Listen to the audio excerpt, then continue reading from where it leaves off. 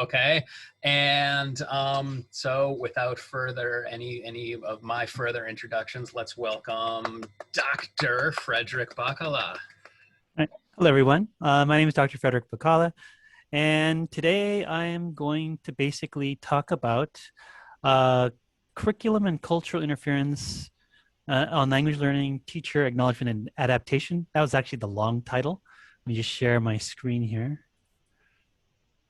That's a long title. Basically, this is actually, it's data that I used from my doctoral dissertation. Um, then I kind of did a little bit other research related to that, and also um, implemented some of my doctoral research and other stuff in this particular presentation. So first off, just wanted to explain what is cultural interference. Now, this is actually kind of my sort of definition of it. It's basically interference in L2 learning based on cultural elements. Now, I separated L1 interference with cultural interference, but maybe you all know that language is a part of culture, so maybe that should all be combined. But I just separated them just in case. I have L1 interference and culture interference, and I have these different sets here. Country culture, classroom culture, curricular culture, and teacher's culture. Now, for purposes of this particular presentation, I'm going to focus on culture interference in general, specifically classroom slash curricular culture. In some ways, even teacher's culture kind of goes within this thing too, because the teacher's own culture does have an effect. Anyways, so in my original dissertation, I had these questions in mind. Do teachers know that they may be the cause of culture interference? And if they do, how can they lessen it? And if they don't know, how can they know? And then the second question actually came up last year. Luckily, I mean, I guess it's a good thing that we had this conference delayed, because it kind of gave me another possibility about this last one here. Can the university's curriculum cause or lessen cultural interference? Because that's something that's not really talked about. Not really talked about curriculum itself causing cultural interference. So I kind of found that. I mean, I kind of discovered that a little bit through this pandemic postponement of the Lakeland conference when I did this. So, anyways, as for the focus of this particular presentation, I'm focusing this on my Japan data, which is happened to be from a private American university. And the reason why I chose this particular university is because of these things here. Western professors teach at this particular American university in Japan. And the most important thing is this university follows an American curriculum. So this particular American university in Japan, it actually has its curriculum set in the United States kind of cultural mindset, which I think is kind of very unique. I mean, if you taught at a Japanese university, a Japanese public university, it's a different mindset, it's a different curriculum style. If you taught at a private university, a Japanese private university, it's a different mindset. But this particular university is an American university, so they follow an American curriculum. And I think that's actually kind of key in this particular, for this presentation and for this research. Now, the original dissertation, the first question was actually one of my research questions in my dissertation. How do cultural factors impact Western educators in an American university in Japan in order to facilitate learners gaining L2 fluency? But again, because of the pandemic, I actually kind of realized I could also kind of research this. How does the curriculum cause or lessen cultural interference in the classroom? Or even as a possibility. Now, just more background about this American university. So it's a private American university in Japan. The home campus is in Wisconsin, USA. it's originally a 2-year liberal arts college, but eventually, I guess apparently this year, at least I just found out this year it changed. They actually have one particular program that is a baccalaureate program. And the usual format is the students can pursue a bachelor degree program at the main campus after they finish their associate's courses here in the Japan campus. And the other thing about this particular university is it does have a very extremely diversified student body where they have Japanese students, but they also have other students from all over the world. Um, Not just Japan, but like, for example, the United States, China, South Korea, Burma, Korea, different. Oh, actually, there was even one from somewhere in South America. From I remember when I was teaching. So it was it's a very diversified background, which I think is going to be key for this particular presentation topic about curriculum causing regarding to interference.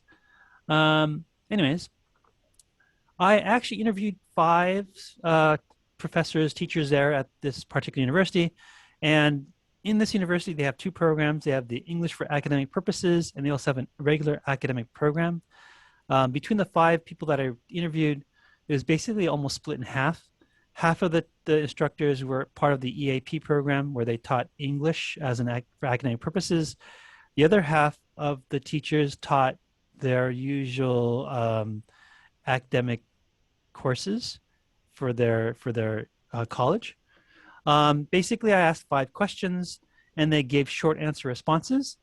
The interviews, because it was an interview, they were actually given an opportunity to expand on their responses.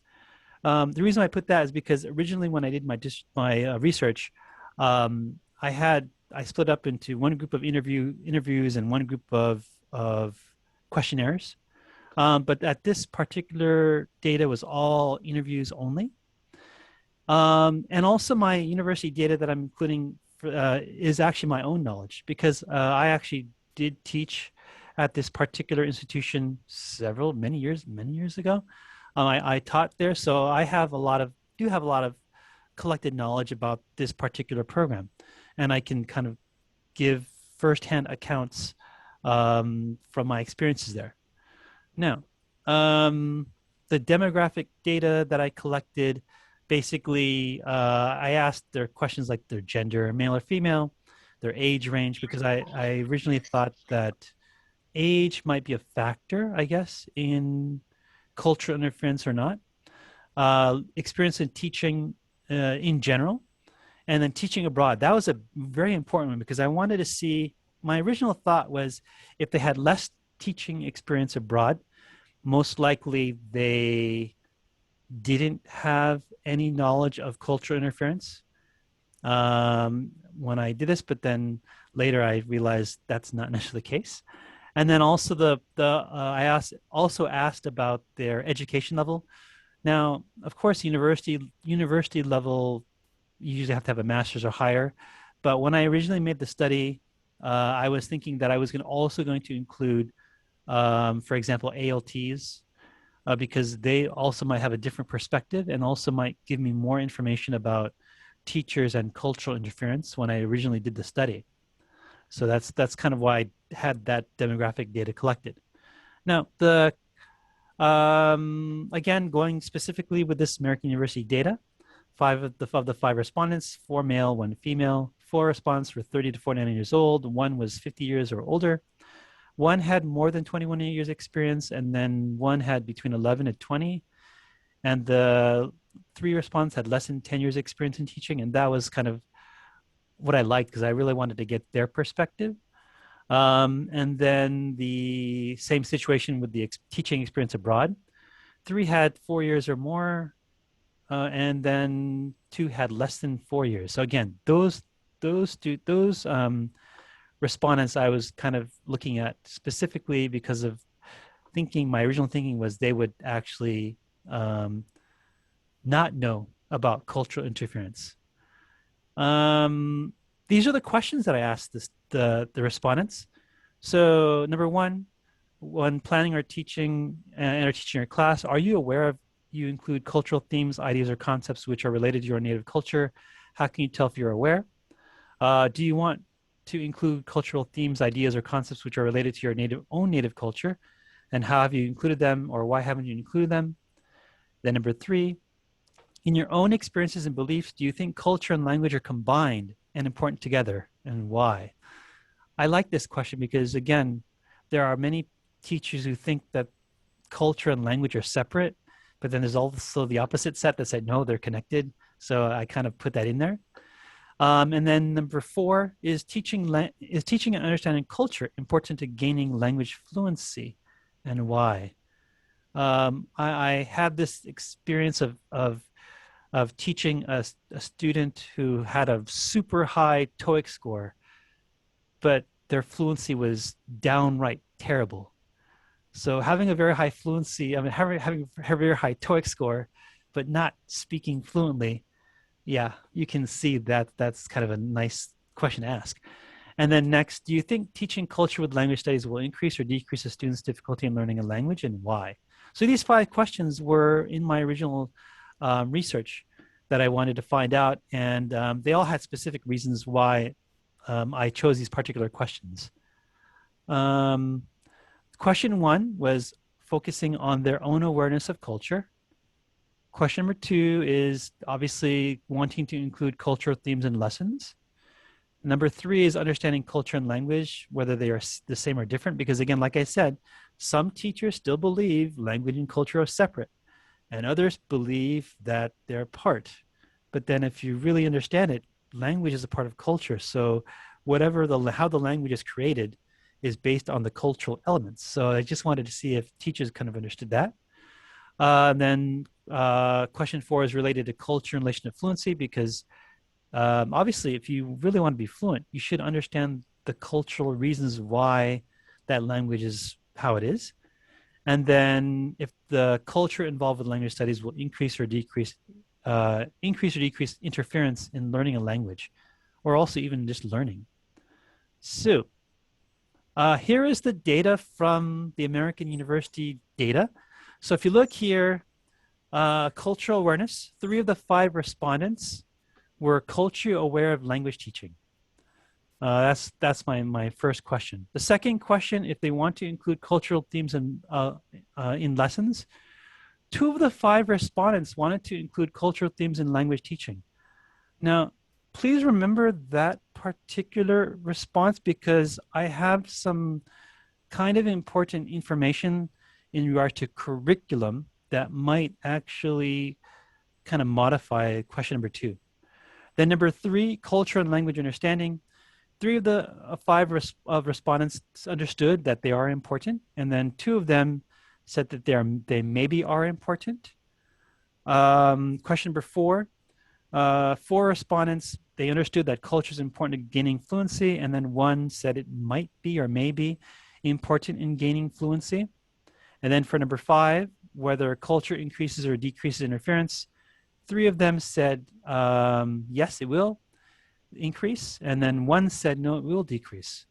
Now, this data and also the concept of curriculum, it kind of skews the results a little bit. So here it is, this is the 2 questions I wanted to kind of focus for this particular presentation. Is in question number 2, wanting to include cultural themes. Like I said earlier, 2 of the 5 people said that they do want to include cultural themes, but I have a counterclaim here because of culture. Now, based on an American curriculum, they're probably already teaching culture, but they just don't know. So these teachers might be teaching, whatever their subjects are, and might think they're not, but in fact, they might actually really do teach culture, because obviously it's American curriculum. So they're probably going to be using Americanized books, materials.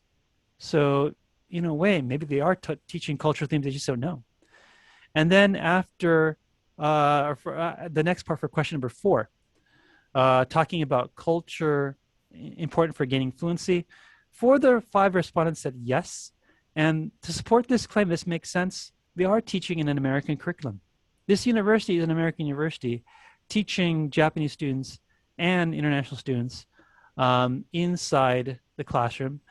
The classroom has a pretty good mix of international and Japanese students in the classroom from my experience of teaching there. And most likely, I'm pretty sure this is still even that condition right now. So yeah, in a way, you need to teach the culture for them to become fluent, whether it be in the language or even to actually learn. Because, like I said earlier, these students, a lot of these students are going to be going to, um, especially if they're in their 2-year program at this particular university, they most likely want to study in the United States or in a Western country after, and it's easier for them to study in an American university afterwards, or even at the host university campus, um, because they're connected. So in a way, this is helpful for them, and teachers are actually kind of understood that too. So for question 2 and number 4 is really really good for relating to the curriculum aspect, whether it can increase or decrease. So now again, I'm talking about my own experience because I did teach at this particular institution several years ago. Um, so I do know a lot about enough about this particular university. For those who don't know, they're very highly American curriculum and culture based. From my own experiences teaching there, the students, I felt like the students felt freer to express their opinions. I've taught at a private Japanese university. Now teach at a public Japanese university, and I taught at an American university in Japan. And of the 3 universities, this university, if I mean, students would ask more questions, a lot more than in the private university in Japan, the Japanese private university, and in the public university where I work right now. Um, it was more kind of Americanized. Um, and like I said earlier, they do have a very wide diversity in their students that teach there. Even the teachers that teach at this university, I mean, they're pretty much all over the world, including Japan. So I noticed that actually could be a good thing. And then the next thing is the university is located in an area that doesn't have some sort of internationalization. For example, just out of from what I remember, there's like a German restaurant like close by, so they have like German restaurants around there, and also it's in a major metropolis, so all the international stuff. There's some embassies somewhat close by. There's just such an international. It just has an international sense. Where I live right now, even though I live in Yokohama, Yokohama is supposedly internationalized, whatever you want to call that. But compared to that particular location in Tokyo and here, no, no, no. In Tokyo, it's much more internationalized. So I think that also helps um, reduce, probably reduce second language interference and even culture interference too. So, um, after I kind of did this realization, I guess, thanks to the pandemic, I kind of have some recommendations for instructors because instructors have a difficult time, especially if you're a non-Japanese or even non-Asian instructor teaching at a Japanese university or teaching at a place other than your own home country. Um, you might not know that you're teaching culture, but you really are. So you need to be aware of that. Um, I, from my own experience, when I first taught in Japan, I didn't understand. I didn't know that I was teaching. I didn't know that I was teaching American culture in the classroom. I thought I was just teaching English. But then I realized, as I did the research and as I kind of self-reflected, I realized, wait a minute, I'm teaching American culture. That actually could cause interference for the students. So I need to be a little bit cautious about that, and also teach the cultural aspects too, in addition to teaching English. Next, it says here, American University in Japan has more benefits for Japanese students. And I think it does because the Japanese students that studied at American University, they can be accultured into non-Japanese cultures. So if they ever do a study abroad program in the future, I think they'll be able to adjust more. And I look into my own experiences too. Our university, Yokohama City University, does have a rather wide study abroad program. In fact, that's why many students want to study here. In addition to the fact that our particular university, the the language of learning at this university is actually Japanese and English. So we do have English courses and Japanese courses, but the American University here in Japan really had a good benefit because they can help the students become more acculturated, and that would actually lessen culture interference when they go abroad or whatever's. And then my last comment here is non-Japanese curriculum might assist students to become acculturated in non-Japanese culture customs compared to those in Japanese curriculum. Because I kind of saw that. I kind of saw that working at the American University in Japan and here. The curriculum is very Americanized, so the students had a better time learning English and also become more acculturated and more fluent. Whereas the students at my university here, yeah, they might have a 500 on TOEFL, but they can't speak worth crap. And it's like, yeah. So maybe if the Japanese universities kind of maybe semi-adopted an Americanized curriculum or a Western curriculum into their program, it might actually help benefit the universities to be more, I guess, for the students to be more fluent in English, hopefully, and also in whatever language or whatever they study. So that's kind of my hope, my hope and my wish. Anyways, that is pretty much it. And this is, by the way, this is my references. This is from my own dissertation, which is actually in the eric.ed.gov. So if you want to take a look at it, you can go ahead and take that out, check it out.